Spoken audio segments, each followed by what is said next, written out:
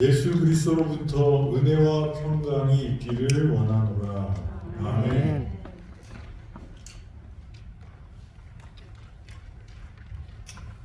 예, 트르키의 지진이 최악의 지진으로 될 것 같다는 뉴스들이 계속 나옵니다.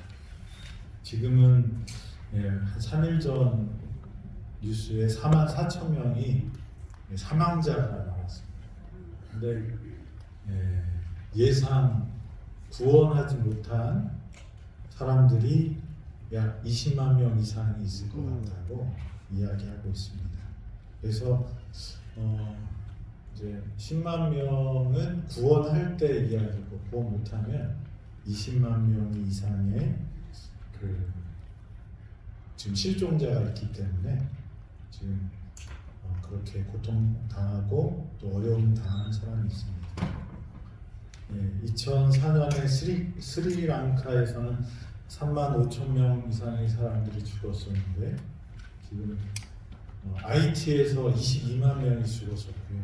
또 근래에 인도네시아는 16만 명, 중국이 8만 7천, 파키스탄이 2005년에 7만 3천, 2004년에 스리랑카가 3만 5천인데 이거를 뛰어넘는 지금 그래서 아마 IT 지진보다는 못하겠지만 많은 사상자가 날 것 같습니다. 경제 손실은 말할 것이 없을 것입니다. 이게 지난주 통계였는데요.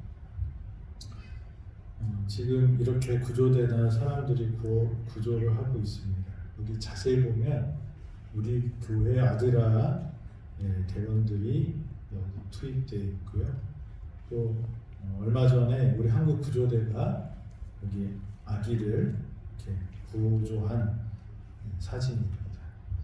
지금도 계속 구조대가 필요하고 지금도 아직 골든타임이 지났다고 하지만 구원받는 사람들이 나오고 있습니다. 지난주에 제가 아드라에 대해서 잠깐 설명을 드렸죠. 저희 교회에서 만든 국제 구호 개발 기구라고 이렇게 하는데요. 그래서 첫 자만 따서 아드라라고 하는데 유엔의 지원을 받고 또 세계적으로 구호 사업을 하고요. 또 우리나라에도 아드라 코리아가 있습니다. 그래서 지금도 그런 사업들을 하고 저희가 헌금을 하면 저희가 헌금을 이 아드라로 통해서 이 지금 구호품들을 난민들이나 어려운 분들을 위해서 이렇게 도와드리고 있습니다. 근데 제가 이 뉴스를 보다가 특별한 뉴스를 하나 봤어요. 슈르키에 에르진이라는 도시가 있는데 이 도시는 진앙지로부터 160km 그렇게 멀리 떨어져 있지 않습니다. 지금 이게 200km 이상 떨어진 그 곳에서도 사람들이 막 죽어나가고 있는데 이 에르진이라는 튀르키예 소도시가 있는데요. 그 진앙지에서 160km이기 때문에 지진의 영향을 받는 그런 곳인데 여기에는 사람이 죽지 않아요. 한 명도 죽지 않아요. 이 도시는 여기 그림에 있는 것처럼 다 무너졌는데 무너지지 않는 건물들이 있는 거예요.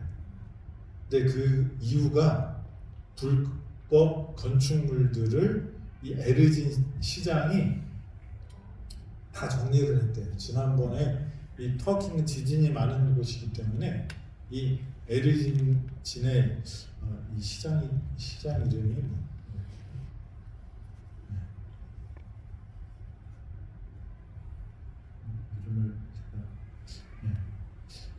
이 시장이 이제 시장이 된 다음에 지진 피해가 있은 다음에 지진에 관련된 모든 불법 건축물을 다 부시라고 했어요.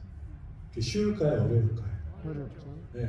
우리가 여기 돌아 이렇게 다니면 우리 병원처럼 큰 데는 시에서 어떻게 해요?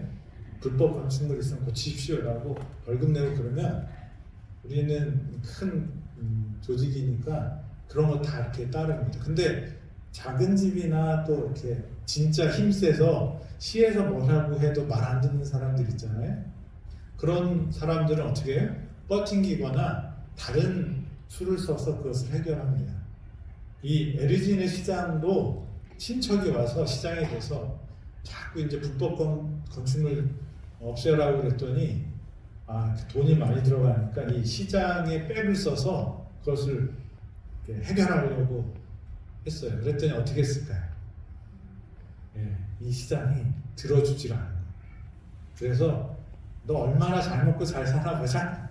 그리고 그 친척이 침뱉고 갔대요. 그래도 이 시장은 계속 뭘 했어요? 우리 시는 불법 건축물이 있으면 안 된다. 지진이 나면 그 다 피해는 우리 국민 시민들이 당한다. 그래서 철저하게 했대요. 그랬는데 이번 지진에 이 수많은 사람들이 죽어 나가는 이 지진에 있어서 이 에르진 시의 사람들은 한 명도 죽지 않았다. 네. 저는 이 이야기를 들으면서 마지막 때 하나님께서 이 땅도 흔들리지만 사람들의 마음도 흔들리고 모든 것이 흔들릴 때 그때 곧 예수님이 오실 그때가 되었다고 예언이 되어 있어요. 그래서 그런데 그때 우리에게 예수님이 하신 말씀이 있어요. 뭐 하라고 그랬어요? 준비하고 깨어 있으라. 그래서 깨어서 준비하는 사람들은 무엇을 얻는 거예요? 에르진 시처럼 구원을 얻을 수 있어요. 그게 어떤 손실이 있어? 처음에 여기 시 사람들이 좋다고만 했을까요?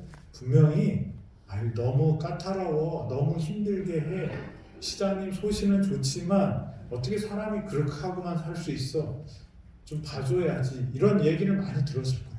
그렇지만 지진에 대해서 경각심을 가지고 준비했더니 한 명도 죽지 않는 그런 시가 되었다는 거예요. 주변에는 다 어떻게 해요?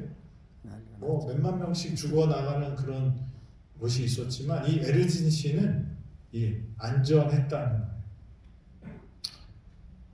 예수님이 말씀하십니다. 마지막 때가 되면 뭐 하라고요? 깨어서 준비하라고 말씀.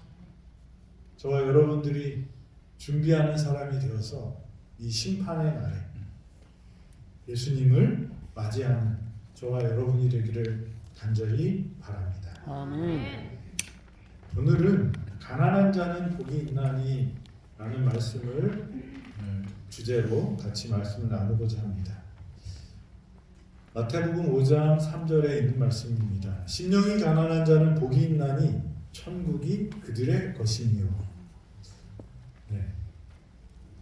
예수님이 공생애를 시작하시고 가나의 잔치를 베푸시고 또 가는 곳마다 뭐 하셔요? 병든 자를 고치시고 말씀을 전파하시면서 또 제자를 삼으셨어요. 그 제자들과 함께 계속해서 이 천국 복음을 예수님은 전합니다. 이것을 어디서 주로 많이 하셨을까요? 우리가 계속 갈릴리 호수 주변에 대한 이야기를 많이 하죠. 예수님이 주로 복음을 전하셨던 곳이 예루살렘도 있지만 그렇지만 어디도 있어요? 어디에서 많이 하셨냐면 갈릴리 호수 주변에서 많이 하셨습니다. 제자를 삼는 것도 어디예요? 이 갈릴리 호수 근처에서 했습니다. 그래서 이 제자를 삼고 예수님께서 이 사람들에게 천국 복음을 전파하는데 사람들이 적게 왔을까요? 많이 왔을까요? 많이 왔죠. 많이 왔어요. 그래서 이 도시 안에서는 이 예수님을 만나러 오는 사람들을 어떻게 해요? 감당할 수가 없어서 예수님이 그들을 데리고 어디로 갔어요? 산으로 가셨어요. 산이 엄청나게 높은 산은 아니었지만 마지막한 산이었지만 이 경사가 지는 곳에 가서 예수님이 사람들을 앉히고 설교를 하셨습니다. 오병이어의 기적이 일어난 것도 어디예요? 해안가에 있는 산 주변이었습니다. 이렇게 예수님이 이 곳에서 천국 복음을 전파하십니다. 그래서 거기서 말씀하신 것을 산상수훈, 산상보훈, 산에서 아주 귀중한 빼어난 가르침을 주셨다. 그래서 산상수훈이고요. 산상보훈은 아주 산 위에서 예수님께서 아주 보배로운 말씀을 하셨다. 같은 말이에요. 그래서 우리가 이 보통 산상수훈이라고 하는데 이 산상수훈은 이렇게 예수님께서 제자를 선택하시고 제자들에게 가르치시면서 사실 이 산상보훈의 가장 핵심적인 사람들은 예수님을 따르겠다고 결심한 사람들에게 우리가 무엇을 추구하는지, 하나님의 나라는 무엇인지, 하나님의 원칙들이 무엇인지를 우리한테 알려주시는 이야기가 이 산상수훈입니다. 그래서 그리스도인들은 어떻게 살아야 돼요? 산상보훈의 말씀대로, 산상에서 예수님 가르쳐 주신 그 말씀, 제자들은 이렇게 살아야 되는 것입니다. 그래서 처음에 하신 말씀이 뭐냐? 심령이 가난한 자는 복이 있나니 천국에 그들의 것이니요 라고 이렇게 말씀하십니다. 여기에서 저는 이 가난한 자에 대해서 좀 생각해 보고자 합니다. 누가 복되다고 말씀하셔요? 심령이 가난한 사람. 누가복음에는 이 심령이라는 말이 빠져 있어요. 그냥 가난한 사람은 복이 있나니 천국이 저희 것이며 이렇게 나와 있습니다. 그래서 가난한 자는 누구일까? 이 헬라어로 프토코스라고 합니다. 이 가난한, 빈곤한, 구걸하는, 이 프토코스가 쓰는 그 단어를 찾아보니까 거짓 신세로 전락한, 구걸하는, 자선을 구하는, 거짓처럼 가난한, 천한이란 의미로 확대되었다. 그러나 이 형용사는 거짓을 뜻하는 명사로 더 많이 사용되었다. 가난한 사람은 어떤 사람이에요? 그지래요. 거지래요. 그러니까 우리가 이 가난한 사람을 우리가 생각하면 나는 좀 누구랑 비교할 때 제가 가난하다고 말할 수 있는 그 가난이 아니에요. 아들이 한 명 있는 사람보다 제가 부자라고 말할 수 있죠. 아들이 많으니까. 그런 가난이 아니에요. 뭐예요? 가난은 자기가 먹고 살 수 있을 수 없을 정도로 뭐예요? 가난한 사람. 남의 도움 없이는 살 수 없는 사람이 뭐예요? 가난해. 그래서 이 프로코스는 거지가 될 만큼 가난하여 남의 도움이 필요할 정도로 가난한 사람을 가리킨다. 여기 계신 분들 여기 가난한 사람 있나요? 네? 여기 지금 거지가 있냐고요. 네, 우리 김영옥 집사님도 일하시잖아요. 네? 우리 여기 자기가 일하고 자기의 그 자원이나 또 가족의 도움이나 다 이렇게 해서 그렇게 삽니다. 그런데 이 여기서 말하는 가난한 자는 어떤 사람이다? 구걸해서 빌어먹는 사람. 그러면 이 가난한 사람은 누구를 말할까? 남의 도움이 필요해서 그 필요가 너무너무 커서 어떻게 하는 사람이에요? 한 푼 줍쇼 하는 그렇게 구걸하는 사람을 이 프토코스라는 그 어원이 그렇게 된다. 그러면 여기 심령이 가난한 자라고 말씀하셨으니까 우리는 이 가난이 아닌가 보다 그렇게 생각할 수 있지만 이 가난한 자는 그만큼 뭐예요? 이 방법 외에는 살아갈 수 없을 만큼 절박한 자예요. 가난한 자는 누구인가? 그리스도의 거룩한 능력이 엄청난 어회권을 올리고 이적을 통해 드러나자 베드로는 구주의 발 앞에 엎드리며 주여 나를 떠나소서 나는 죄인이로소이다. 베드로가 원하던 고기를 못 잡아갖고요. 막 내가 이게 뭐지? 막 그러면서 이렇게 밤새 노력했는데 그러면서 이제 절망적인 상황에서 예수님이 뭐라 그래요? 내 오른편에 그물을 던져라 그랬더니 딱 던졌어요. 그랬더니 어떻게 돼? 얼마 전까지만 해도 안 나왔던 그 고기가 어떻게 해요? 혼자 못 들어요. 그래서 야 일로 와 그래서 같이 들었어요. 그물이 찢어지기 직전까지. 그래서 그 배에 고기를 가득 채우고 돌아오는데 베드로가 뭐예요? 어부가 물고기를 만선으로 갖고 오면 뭐예요? 기뻐하고 자랑하고 흡족해야 되는데 베드로는 어떻게 해요? 예수님이 누군지를 알았을 때 베드로는 거기에서 엎어집니다. 왜 엎어져요? 내가 구하는 이 물질적인 것이 나의 답이 아닌 것을 깨달아요. 예수님이 어떤 분인 걸 알았어요? 나의 근원적인 죄의 문제와 나의 생명을 영생을 얻는 그 약속하신 예수 그리스도입니다. 그 앞에 섰을 때 이 베드로는 뭐예요? 무기력하고 아무것도 할 수 없고 그런 사람인 것을 깨닫게 됩니다. 공고한 것과 가련한 것과 눈먼 것과 벌거벗은 것을 깨달은 사람이 됩니다.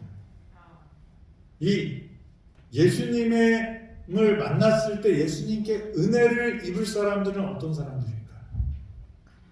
부자들은 못 얻는데요. 왜요? 필요를 못 느낍니다. 깨달은 사람들이 구원을 주시는 하나님의 은혜를 갈구하는 것입니다. 그리스도의 인사말은 이들 영혼들에게 소망을 불어넣어 주셨다. 그들은 그들의 생애가 하나님의 축복 아래 있음을 말한다. 예수님께서 이렇게 오셔서 얘기하셨을 때 베드로를 통해서 얻은 것처럼 이 그리스도의 거룩한 엄청난 능력을 경험한 이 베드로는 뭐가 중요하냐면 그에게 예수님이 필요하다는 것을 깨닫게 됩니다. 근데 이 요한계시록 3장 17절을 보면 어느 교회에게 보낸 기별일까요? 라오디게아 교회.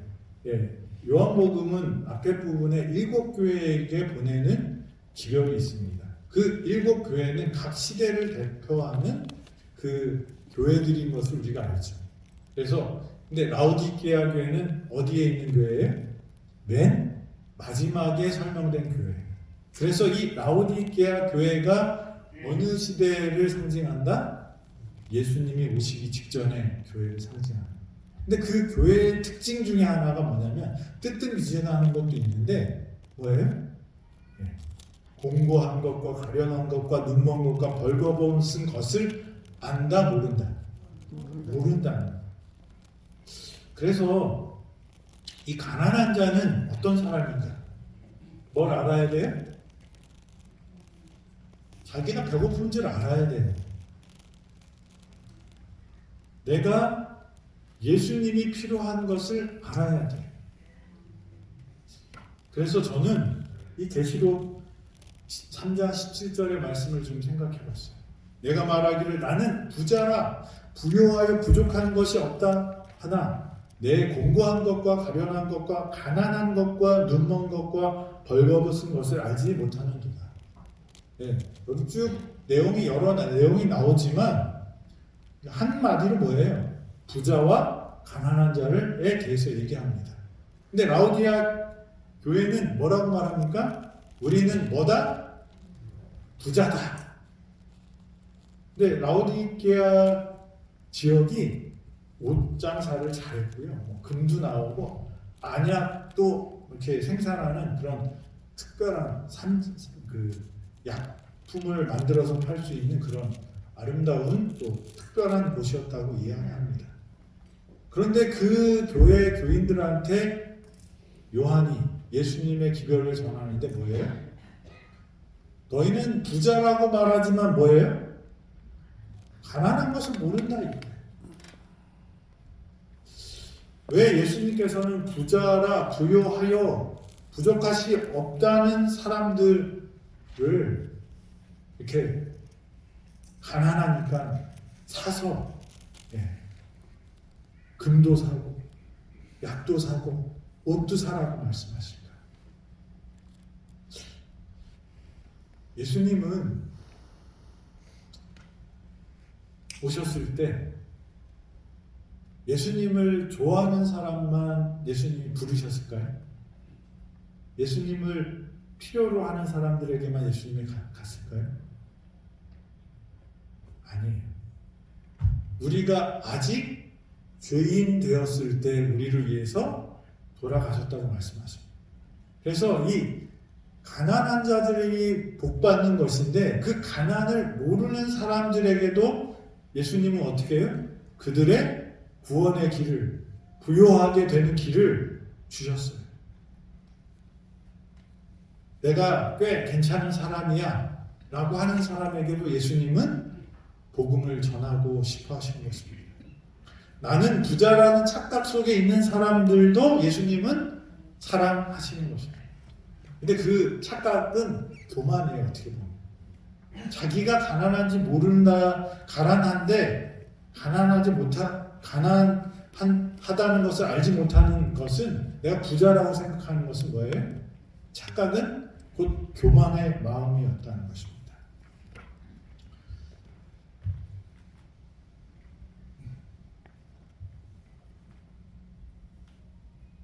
환자 중에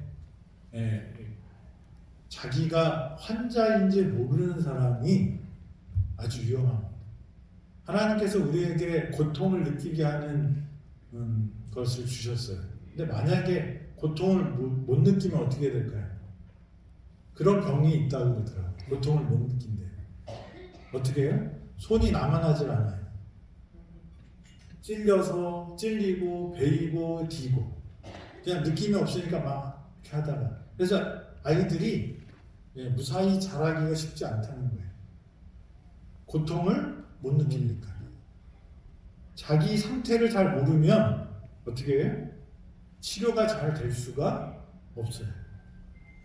여기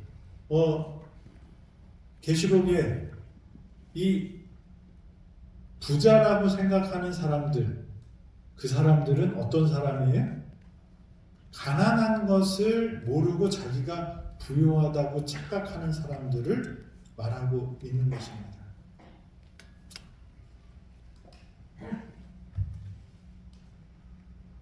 영적으로 헐벗고 굶주리고 눈이 멀었는데도 뭐예요? 그것을 모르면 우리가 나음을 입을 수 없다는 거예요. 예수님은 그런 사람들에게도 찾아오십니다. 그래서 우리를 초청하시는데, 우리가 이 착각 속에서 사는 것 참 문제예요. 여러분들 괜찮은 사람입니까? 네. 괜찮은 사람이라고 생각하지만 베드로가 예수님 앞에 딱 섰을 때 뭐라고 말해요? 나를 떠나소서. 나는 죄인입니다. 그런데 좀 착하게 사는 사람들이요, 이 착각에 많이 빠집니다. 근데 그 착각을 빠지는 이유 중에 하나는 뭐냐면, 뭐가 있어요? 비교의 대상이 있어요. 성경에 보면 그렇게 비교하면서 자기 위안을 얻었던, 그 착각 속에 살았던 사람이 있습니다. 누굴까요? 세리와 바리새인의 기도를 예수님께서 말씀하시는데, 이 바리새인의 기도는 어떻게 합니까? 다른 사람을 멸시하는 자들에게 이 비유로 말씀하십니다. 두 사람이 기도하러 성전에 올라가시니 바리새인 하나는 세리라. 바리새인은 서서 기도하여 가로되 하나님이여 나는 다른 사람들 곧 토색 불이 간음을 하는 자들과 같이 아니하고 이 세리와도 같이 아니함을 감사하나이다. 나는 일에 2번씩 금식하고 또 소득의 11조를 드리니이다. 예. 여러분 11조 잘 드리시나요? 예. 날마다 기도하시나요? 예. 그리고 세리처럼 남의 거 뺏어오지 않으셨나요? 그러면 우리도 누구랑 같이 기도할 수 있을까요? 바리새인처럼 기도할 수 있어요. 그런데 예수님은 이 바리새인의 기도를 받지 않으신다고 그랬어요. 왜 그럴까요? 자기를 의롭다고 믿고 다른 사람을 멸시하는 것은 하나님의 뜻이 아니라는 거죠. 우리가 하나님 앞에 갈 때 무엇으로 가야 돼요? 자기 의의를 가지고 갑니까? 아니요. 왜? 예수 그리스도의 의의를 가지고 나와요. 그래서 이 베드로가 예수님 앞에서 물고기 많이 잡아주셔서 감사합니다 라고 안 하고요. 주여 나를 떠나소서 내가 죄인이로소이다. 왜 그래요? 예수님 앞에 섰을 때 하나님 앞에 섰을 때 우리는 우리가 갖고 있는 모든 것들은 아무것도 아닌 것을 우리가 알게 돼요. 근데 사람들은 항상 비교합니다. 하나님은 공평한가요? 공평하지 않으신가요? 결론적으로는 공평하시겠지만 우리가 사는 세상이 공평해요? 아니에요. 저는 학교 다닐 때 선생님 앞에서는 잘하는 척하고 우리들끼리 있을 때는 개판을 하는 그런 아이들이 너무 꼴보기 싫었어요. 근데 그런 마음이 저만 있는 줄 알았더니 우리 수영이한테도 있는 것 같아요. 공평해야 돼. 되게 그런 것들 보면 막 내 마음이 불편한 거예요. 기도를 하는데 하나님, 근데 선생님이 걔한테 잘했다고 상도 주고 뭐 이렇게 예뻐하시고 그러는 게 너무 우라통 터지거든요. 걔 진실을 몰라 그러면서. 근데 세상 일이 그래요. 우리가 보는 것들은 뭐예요? 예, 하나님이 될 수 없어요, 우리가. 그러니까 그것을 다, 그리고 우리에게 그런 지혜가 없어요. 능력도 없어요. 그래서 속임도 당하고, 그 다음에 다른 잘못된 사람을 믿었다가 망하기도 하고 그렇습니다. 그런데 제가 그때 기도할 때 깨달은 게 하나 있어요. 하나님, 내가 쟤보다 낫잖아요. 이렇게 기도하는 거예요. 그러니까 뭐 해야 돼요? 하나님 나한테 잘해야 돼요. 그런 거예요? 우리가 사람을 보면서 신앙을 하게 되면 하나님한테 덤벼요. 하나님을 보고 신앙을 해야 돼요. 근데 우리는 자꾸 옆에 있는 사람을 보고 신앙을 합니다. 그리고 열받아 해요. 그 사람, 하나님 이거는 불의합니다. 공정하게 하셔야죠. 그 사람이 잘못한 것을 가지고 하나님한테 따지면서, 그러니까 쟤보다 내가 낫잖아요. 그러니까 나를 어떻게 해야 돼? 복 주셔야죠. 그런데 하나님 앞에 서는 사람들은, 진짜 마음이 가난한 사람들은 어떻게 해야 되는 거예요? 베드로처럼 돼요. 주여 나를 떠나소서. 내가 죄인이로소이다. 죄인인 것을 하나님 앞에서 깨닫는 사람들은 희망이 있을까요? 없을까요? 있어요. 착각 속에 빠지면 하나님을 필요로 하지 않아요. 그렇기 때문에 하나님께 은혜를 입을 기회가 없는 거예요. 하나님은 우리에게 은혜를 주시고 축복을 주시고 구원하시기를 원하시는데 우리가 어떻게 해요? 거절하는 거예요. 착각 속에서 나는 의롭다. 나는 하나님이 필요 없다. 그게 누구였어요? 바리새인이었어요. 그게 저와 여러분이 될 수도 있어요. 우리는 어디를 바라봐야 될까요? 예수님께 가야 돼요. 스스로 구원받을 수 없고 스스로 어떤 의로운 행동을 할 수 없다는 것을 깨달아야 돼요. 그리스도께서 도움을 주시기를 구걸해야 되는 거예요. 예수님께 달라고 요청해야 되는 거예요. 그런 사람이 심령이 가난한 사람이라고 말씀하십니다. 아멘. 죄를 깨닫게 하는 것도 성령님의 역사이긴 하지만 그 영으로 감동받은 사람들은 어떻게 살아야 돼요? 예수님께 구하면서 살아야 하는 것입니다. 그게 가난한 사람들이라고 말씀하십니다. 그 사람들이 뭐예요? 복 있는 사람들이라고 말씀하시는 것입니다.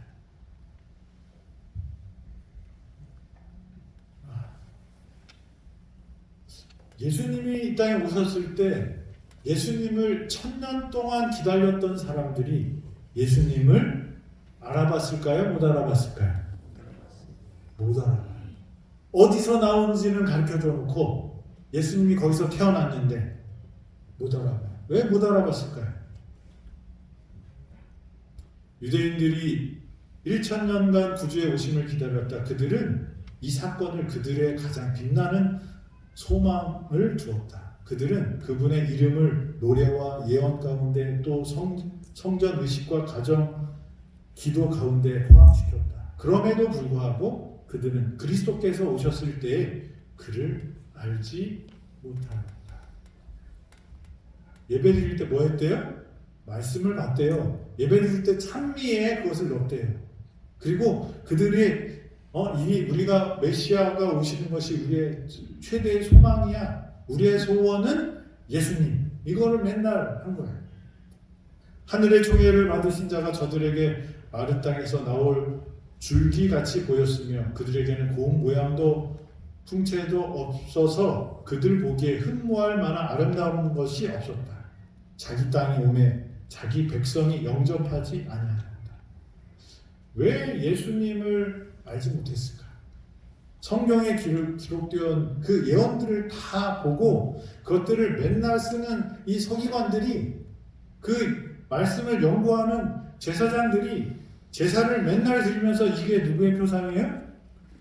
우리를 구원하신 예수님의 표상이라는 것을 맨날 했던 제사장들이 하나님의 말씀을 날마다 쓰는 이 서기관들이 이 바리새인들은 하나님의 말씀에 순종해야 한다면서 꼬치꼬치 여러 가지를 만들어서 그 법들을 못하면 막 회초리 때리고 막 하면서 그 말씀을 따르겠다고 했던 결심했던 사람들이 예수님이 오셨는데 예수님이 살아계셨는데 그 살아계신 예수님을 알지 못해요. 그리고 오히려 어떻게 해요? 십자가에 못 박으소서 외쳤어요. 근데 그것은 무엇이 문제였냐면 예수님을 기다리는 거 맞아요? 맞습니다. 그런데 예수님이 어떤 분인지 몰랐습니다. 다른 것으로 그 마음이 가득 채워져 있었다는 것입니다. 푸른 언덕에 앉아서 하늘 교사의 말씀을 고대하면서 사람들의 마음은 미래의 영광에 대한 생각으로 가득 찼다. 아무리 이 무리 중에 증오의 대상인 로마를 지배하고 세계의 대제국의 북이 영화를 누릴 날을 고대하던 서기관들과 바리새인들도 있습니다. 수고와 빈곤의 가난한 농민들과 어부들은 초라한 가옥과 빈약한 양식과 생애의 수고와 빈곤에 대한 공포가 윤택한 저택과 편안한 세월로 바뀌어지리라는 보증을 듣기를 희망합니다. 그들은 낮에는 몸을 가리고 밤에는 이불이 되는 초라한 한 벌의 겉옷 대신에 그리스도께서 그들의 정복자들의 허사스럽고 값진 의복을 그들에게 주시기를 바랬다. 모든 사람의 마음, 이스라엘이 미국의 주의 택하신 백성으로 열방 앞에서 존귀히 여김을 받고 예루살렘은 전 세계 왕국의 머리로 높임을 받게 되리라는 의기양양한 희망에 부풀어 있었다. 이때 예수님이 하신 말씀이 뭐예요? 가난한 자는 복이 있나니. 백성들의 마음에 가득 차였던 것은 뭘까요? 죄의 문제를 어떻게 해결할 것인가가 아니었어요. 우리가 하나님의 말씀을 따라서 우리가 서로 어떻게 행복하게 사랑 속에서 살아갈까가 아니었어요. 그들의 마음은 뭐예요? 영광에 대한 생각. 예, 다른 나라들을 짓밟고 우뚝 서는 그런 힘있는 영광의 왕국을 고대한 것입니다. 그리고 로마의 압제를 받아서 우리가 이렇게 못 살고 있는데 메시아가 오시면 어떻게 돼요? 로마를 이기고 로마가 했던 것처럼 그런 부귀 영화를 누릴 그런 날을 고대하고 있었어요. 아멘. 윤택한 저택. 우리의 문제가 뭐예요? 이 가난의 문제는 누구한테 있다고 생각한 거예요? 예수님이 오시면 해결할 거라고 생각했어요. 호사스럽고 값진 의복을 입으면서 거들먹거리며 사는, 그리고 높은 다른 사람들을 지배하는 그런 세상을 그리고 살았다는 거예요. 여러분들의 마음에 채워진 마음들은, 소망들은 무엇입니까? 여러분들이 꿈꾸는 하늘나라는 어떤 모습입니까? 예수님이 오셔도 우리는 예수님을 알아챌 수 없어요. 왜냐하면 다른 것들로 가득 차여 있기 때문에. 우리를 채워놓은 마음이 무엇인지 우리는 알아야 돼요. 하나님이 주시고자 하는 것들을 소망한 것이냐, 아니면 그 껍데기 보이는 그것들로 차 있는 사람인가? 유대인들이 예수님이 오셨을 때 예수님을 영접하지 못한 그 이유는 예수님 대신에 다른 것들로 가득 차여 있었다는 거예요. 저와 여러분들, 지금 우리 마음에 무엇으로 채워 있습니까? 예수님이 들어올 틈이 없는 사람이 아닌지, 자기의 부족함을 깨닫고 예수님 앞에 무릎 꿇어야 되는데 다른 잡다한 생각들과 이 부정한 것들로 가득 차워서 나는 뭐하다? 부자다, 부유하다, 나는 부족한 것이 없다라고 생각할지 모르겠습니다. 무엇으로 채우고 계신지 그것을 비워야지 가난한 마음으로 예수님을 영접할 수 있다고 말씀하시는 것입니다.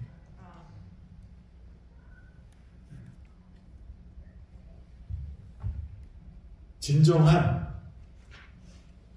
신앙의 정신이 유전과 의식 존중주의로 인해 상실당하고 예언들이 교만하고 세상을 자랑하는 자들의 손에 의해 마음대로 해석되었다. 예수님, 유대인들은 장차 오실 분을 죄에서 구원해 줄 구주로서가 아니라 모든 나라를 유다 지파 사자의 권세 아래 복종시킬 위대한 왕으로서 오시기를 기다렸다. 옛날 선지자들처럼 마음을 성찰케 하는 능력을 가진 침례 요한이 그들에게 회개하라고 외친 것도 호소가 되고 말았다. 요단강가에서 예수님을 세상 죄를 지고 가는 하나님의 어린 양으로 지적해 준 일이 허사가 되었다. 하나님께서는 이사야가 예언한 고난의 구주를 그들의 마음에 지적해 주고자 말씀하셨으나 그들은 그것을 듣고자 하지 않았다. 여러분들의 마음에 무엇이 차여 있는지, 그것 때문에 우리는 예수님의 음성을 뭐 한다고요? 듣고자 하지 않아요. 사람은 자기가 채워 있는 것대로 행동하게 될 수밖에 없습니다.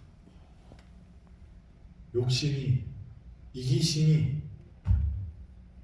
야망이 우리 마음에 채워 있다면 예수님의 음성이 드릴 수 없어요.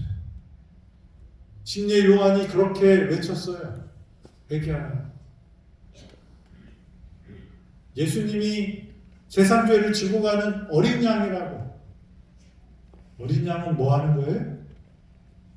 죽임을 당하는 게 어린 양이에요. 그런데 그 이야기를 듣고도 이 유대인들은 우리보다 이 제사 제도를 잘 알고 그 의미를 잘 배웠을 거예요. 그런데도 전혀 예수님을 이해하지 못했어요. 이사야서에 나와 있는 예수님은 볼품없고 이 마른 땅에 나오는 줄기 같은 그런 흠모할 만한 모습이 없는 분이라는 것들을 예언했음에도 불구하고 이 사람들은 유전과 의식을 존중하는 그것으로 인하여서 어떻게 해요?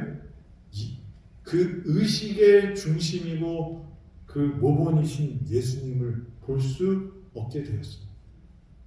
교만하고 세상을 사랑하는 자들이 자기 마음대로 성경을 해석합니다.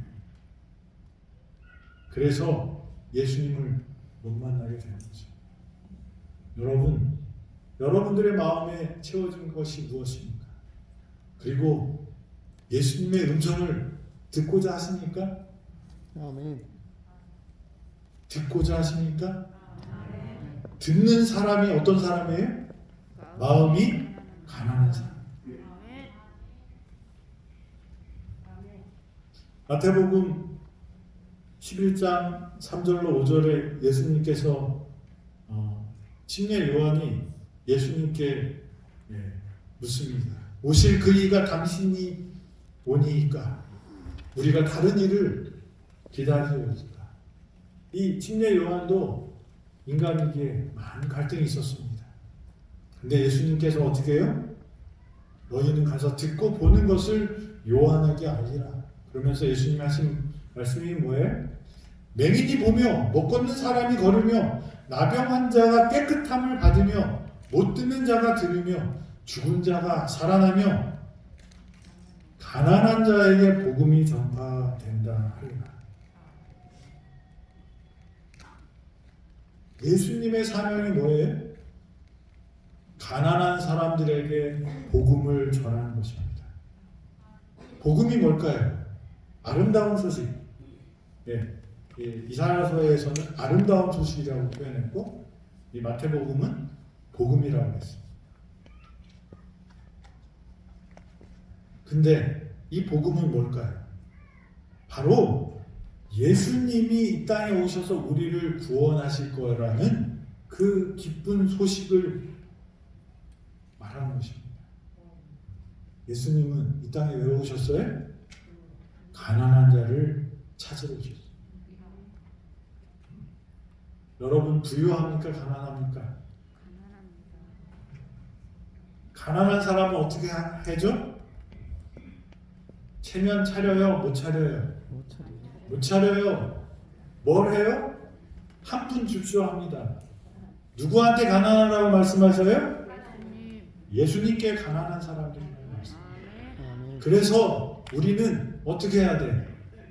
예수님께 구하여야 돼. 예수님은 어떤 분이에요? 전능하신 하나님입니다. 그 전능한 하나님이 뭐라고 말씀하셨어요?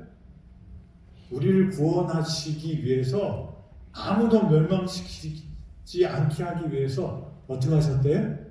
예수 그리스도를 보내셨대요. 그래서 우리가 구원받을 길을 주셨어요. 그러면 마귀가 힘이 센가요? 세죠. 누구보다는 안 세도.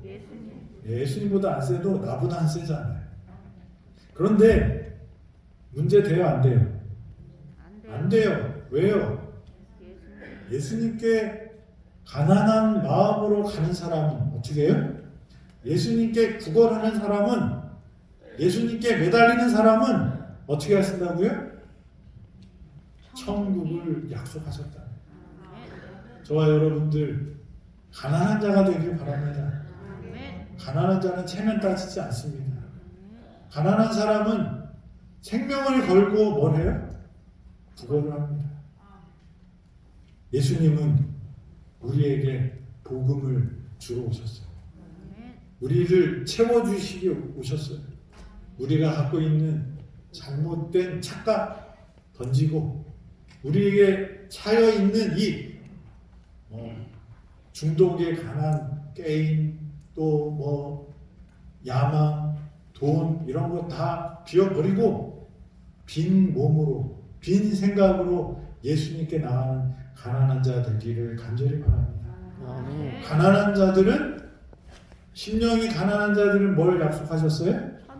천국을 약속하셨어요. 저와 여러분들이 주님께서 주시는 그 천국 경험하는 우리 모든 성도 되기를 간절히 바라면서 말씀 드리겠습니다.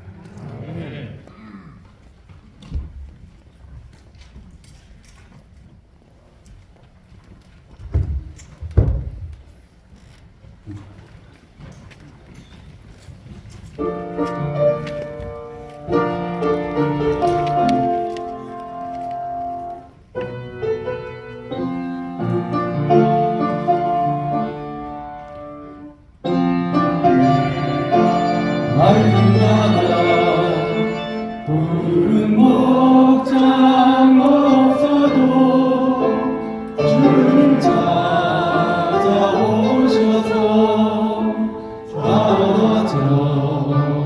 다정하시니